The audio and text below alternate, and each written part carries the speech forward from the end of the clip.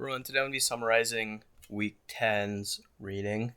And this text, I guess you could say, talked about the impact of settler colonialism from Asian populations on Native Hawaiians in Hawaii. And it highlighted the historical injustices faced by these Hawaiians, including them being displaced in their land and just fighting for sovereignty, arguing that solutions that are true and would solve this issue uh, were essentially impossible without restoring the land back to the rightful owners, which are the Native Hawaiians.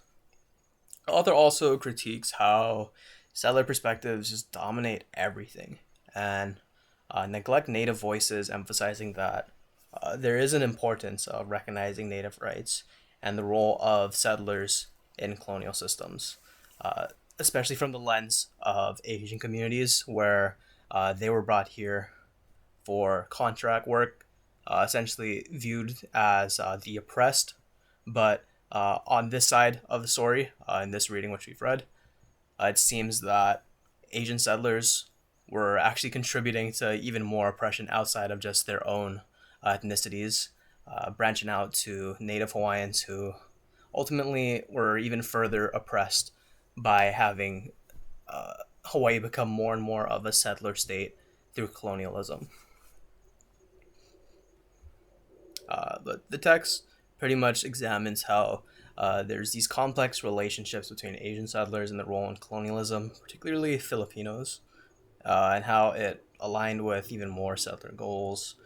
Uh, the pretty much end of the article talked about how Asian settlers need to acknowledge their position and support Hawaiian self determination, emphasizing the need to communicate the past and confront it to dismantle these oppressive systems in Hawaii. Relating this to a previous reading, I believe it was incarceration, which talked about World War II internment of Japanese Americans.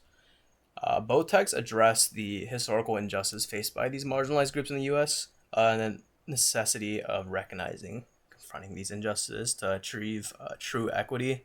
In incarceration, they uh, describe these internment mirrors, the language of settler colonialism discussed in on Native Hawaiians, and both readings really illustrate how dominant narratives obscure reality faced by these groups, and yeah, I guess both incarceration and this reading we just had about settler colonialism are really hidden by these very oppressive narratives that we've seen.